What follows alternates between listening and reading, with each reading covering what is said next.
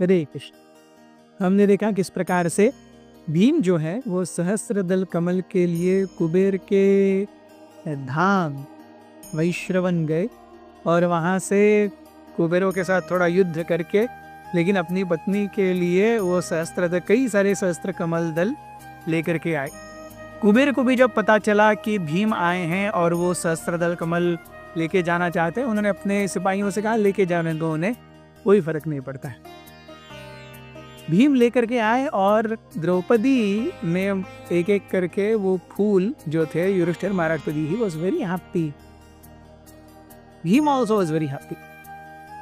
कुछ दिन रुकने के बाद युधिष्ठिर महाराज ने अपने भाइयों से कहा कि अब लोमश ऋषि के साथ में और सारे ब्राह्मणों के साथ में हम कई तीर्थ क्षेत्र भ्रमण कर चुके हैं, मुझे लगता है हमें कुबेर के धाम जा करके उनसे मिलके आना चाहिए।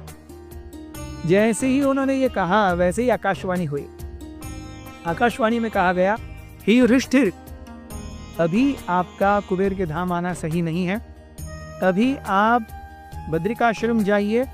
जाते समय आप कृपया वृषभ पर्व और अर्ष्टिसेन इन दोनों साधुओं के आश्रम होते हुए जाइए।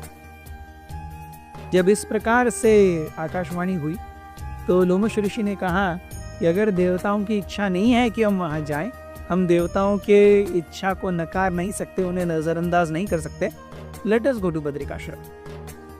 युधिष्ठिर महाराज मान गए। ऑन द वे बैक एक बहुत ही इंटरेस्टिंग कथा हुई। कथा थी जटासुर नामक एक राक्षस की। ये जटासुर जो राक्षस है, ये पांडवों की जो ब्राह्मणों का खेमा था उसमें घूम रहा था। उसकी नज़र द्रौपदी पर थी और द्रौपदी को अगवा करने की ताक में वो था।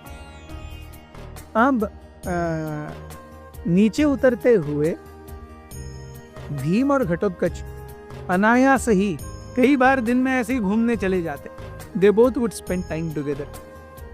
ऐसा ही एक समय देख करके जटासुर ने अपना ओरिजिनल साइज अक्वायर किया एक राक्षस का, और उन्होंने युधिष्ठिर और नकुल और सहदेव को एक हाथ में दबोचा, दूसरे हाथ में द्रौपदी और उनके सारे जो आयुध हैं उनको दबोचा और भागने लगा। जैसे तैसे सहदेव जो थे उनके रिस्ट से, उनकी गिरफ्त से छूट गए, नीचे गिर गए और एक तलवार लेकर के वो जटासुर के पीछे भागने लगे। कहने लगे, जटासुर तू क्या कर रहा है, ये मूर्खता है, छोड़ दे, हमें छोड़ दे।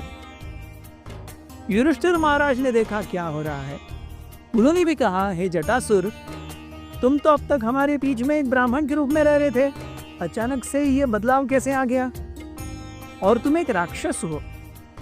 राक्षसों का भी पालन पोषण मनुष्यों की वजह से होता है, देवताओं का भी पालन पोषण मनुष्यों के द्वारा किए गए यज्ञों से होता है।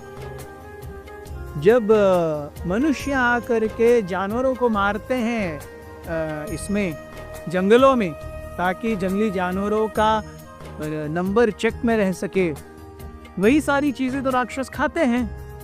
तो आप अब तक इतने बड़े हुए हो क्योंकि यहाँ पर हमने जंगली पॉपुलेशन को कंट्रोल में रखा है, तो हमने तुम्हें खाना दिया है और आज तुम इस प्रकार से उसका कर्जा चुका रहे हो कि हमारी पत्नी को लेके जा रहे हो। एक विवाहिता स्त्री को छूना और उसके साथ में छल करने का अर्थ है सारे धर्म की नींव पर पैर रखना। तुम धर्म को नष्ट करके अपने ही जीवन को नष्ट कर रहे हो, क्या ये तुम देख नहीं सकते? ऐसा कह करके युधिष्ठिर महाराज ने अपने योग और तपस्या के बल से अपना वजन बढ़ा दिया। बढ़े हुए वजन के कारण जटासुर जो है बहुत ज्यादा फास्ट भाग नहीं सकता था। यहाँ पर सहदेव जो हैं भीम को पुकारे जा रहे हैं और साथ में बोले जा रहे हैं, अरे दुष्ट जटासुर, तुझे अगर आगे जाना है तो मुझसे युद्ध करके जाना पड़ेगा। युधिष्ठिर महाराज सहदेव को कहते हैं, हाँ, इसी को ऐसे ही बातों में एंगेज रखो, मैं इसकी गति और भीम की गति दोनों सेंस कर रहा हूँ, भीम को यहाँ आने में ज्यादा समय नहीं लगेगा, इसे बातों में उलझाए रखो। तो जब जटासुर को बाहर जोर से भागना युधिष्ठिर महाराज के वजन के कारण संभव नहीं हो रहा था, सहदेव भी आक्रमण करने का प्रयास कर रहे थे, तभी भीम आ गए। भीम ने कहा, हे मूर्ख, मैं जानता था तू ऐसा कुछ सिद्ध कार्य करेगा ही करेगा। तू ब्राह्मणों के बीच में था ना, मैंने देखा था, तू ब्राह्मणों के बीच में था, लेकिन कोई वेद कार्य नहीं करता था। उल्टा तू हमारे जो आयुध हैं उनको देखता रहता था। मैं समझता करता था कि ये ब्राह्मण इन आयुधों को क्यों देख रहा है। मैंने तुझे अपने शस्त्र और अस्त्रों को देखते हुए पकड़ा भी था, लेकिन एक मर्यादा होती है शिष्टाचार की और आदर आतिथ्य की, और उसमें भी अगर अतिथि ब्राह्मण हो तो क्या कहना। इसीलिए मैंने कुछ नहीं बोला, कुछ नहीं किया। मैं जानता था तुम्हारी नीयत सही नहीं है, लेकिन अच्छा ही है तुमने खुद ही अपनी नीयत साफ कर दी है। अब तुम्हें मारने में मुझे कोई संकोच नहीं होगा। जब जटासुर ने ये सुना तो कहने लगे, देखो तुमने हिडिंब और बकासुर को मारा है ना, वो भी राक्षस थे। हमारे लोगों को मार करके तुम यहाँ पर अपनी डींगे हाँक रहे हो। चलो, अगर सही में दम है तो मुझे हरा करके दिखाओ, तब मानूंगा तुम्हारे अंदर लोहा है। तो ऐसा करते हुए जटासुर ने युधिष्ठिर महाराज को, नकुल को नीचे रख दिया, द्रौपदी को नीचे रख दिया, और अपने दांत और ओठ खा करके अपने वो जो एक्चुअल रूप था उसमें भीम के ऊपर प्रहार करने लगे। दोनों के बीच में घमासान युद्ध हुआ। क्या कुछ नहीं फेंका गया, छोटे पेड़, बड़े पेड़, पेड़ों के भाग, या यहाँ से कोई हाथी गुजर रहे तो ये इधर से किसी ने हाथी उठाया, उधर से किसी ने हाथी उठाया, दोनों के ऊपर हाथी फेंक रहे हैं। फिर बड़ी बड़ी चट्टानें उठा करके फेंक रहे हैं, पहाड़ उठा करके फेंक रहे हैं। इतना घमासान युद्ध, हर जगह पे केवल धूल ही धूल है।